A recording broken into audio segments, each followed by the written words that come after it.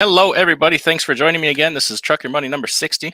We're going to talk about the week of August 1st through the 5th here. If you're new here, we take a break from trucking once a week and talk about money, personal finance, investing, things like that.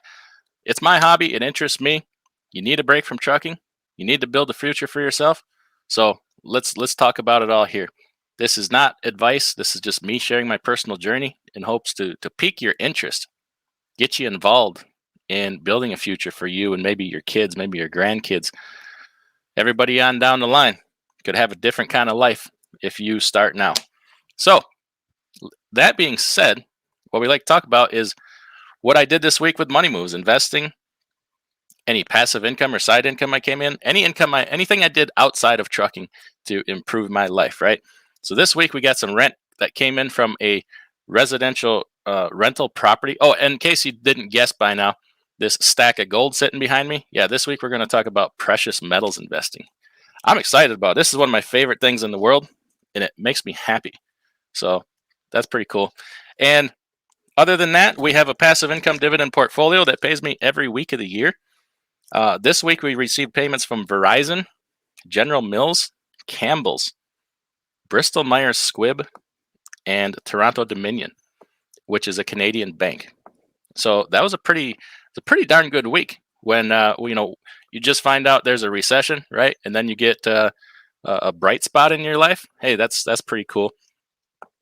We also got a pretty good raise this week. BP raised their dividend 10%. British Petroleum. That's cool. They're getting it from us on the other side. Go first full circle, get it back from them on the other side in a dividend payment, right?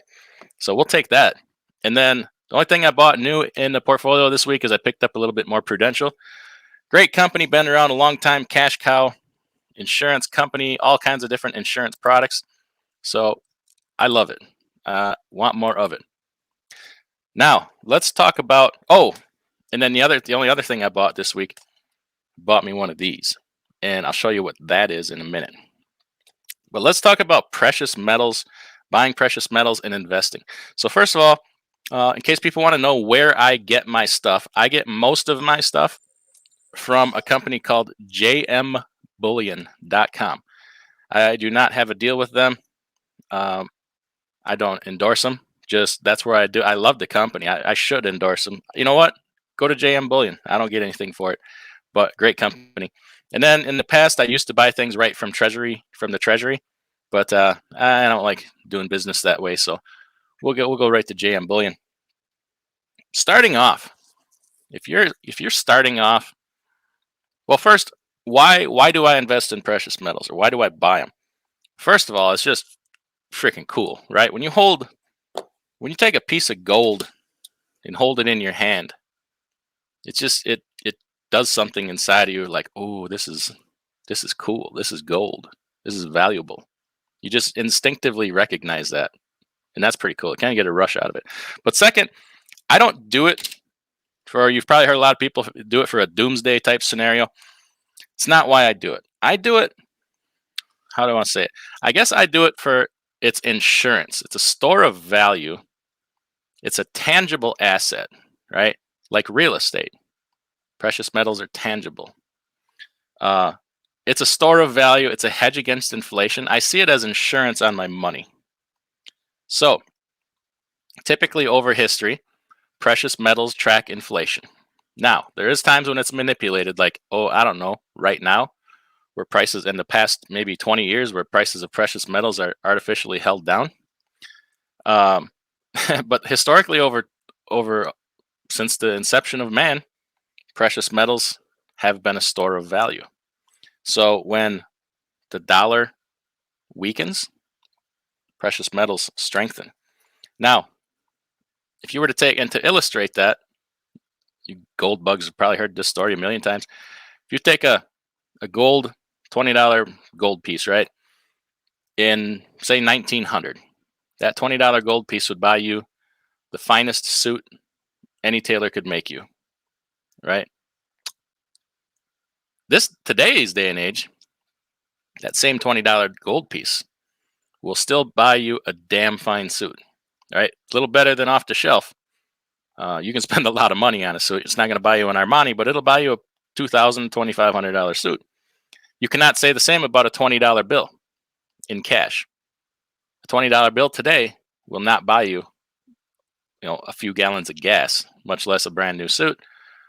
Back then, it did. So as you can see, that kind of illustrates how precious metals track inflation, right? So it's inflationary.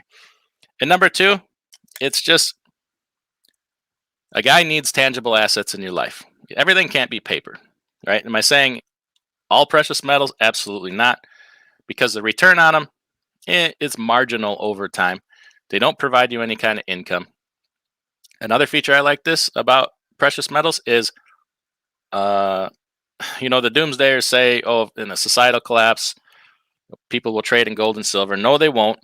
They will trade in blue jeans and bubble gum and cigarettes and coffee, right? This might come later when you're, rebuilding your economy.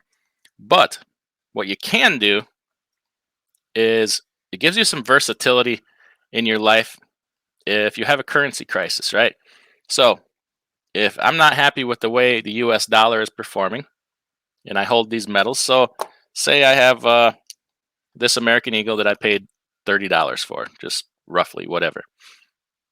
I can take $30, I can buy this American Eagle, and I could take it to Australia or Belgium or any country and trade it back for currency, paper currency, if I wanted to, right? So it's convertible. It provides, it travels. It's divisible, right? I don't have to take a 100-ounce gold bar. I could take a 1-ounce gold coin, right? So it gives you some flexibility. That's I guess what I'm saying is it's universally accepted pretty much everywhere around the world. I do like that about it. So that's kind of just the reasons why I do it. Now, starting off, do you need to go out spending thousands of dollars at a time on, fancy collector coins? No. The way I would start off is by what's called bullion. This is just a 1-ounce silver piece of bullion here. It is not a coin, just a 1-ounce bar. Its only value is the value in the silver. Now, from there, and you can do the same. Here's this is how many grams? This is 2.5 grams of gold right here. Right? It's just the gold value. It's not a coin. No what's called numismatic value. There's none here. So to start off, I'm a big fan of just accumulating. So you would want to, stack up silver or gold by, you're buying by weight. Is what your goal is. When you get comfortable with that and you're thinking where you want to be, that's where it gets exciting. There's all kinds of places you can go, and this is fun, right? I like collections. So, right here, these are American Eagles. It's kind of just a little bit better than bullion. Some of them have some value.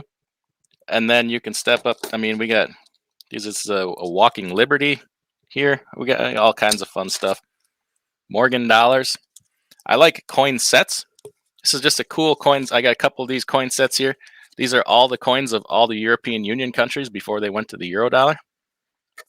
That's pretty cool. We got some proof sets, these are the first striking of any coin. They're considered perfect. I keep them in a protected little sleeves here. So you can step up pretty big in your collecting here. It's a lot of fun. It's addictive. I like oddball things. This is what's called a horse blanket dollar.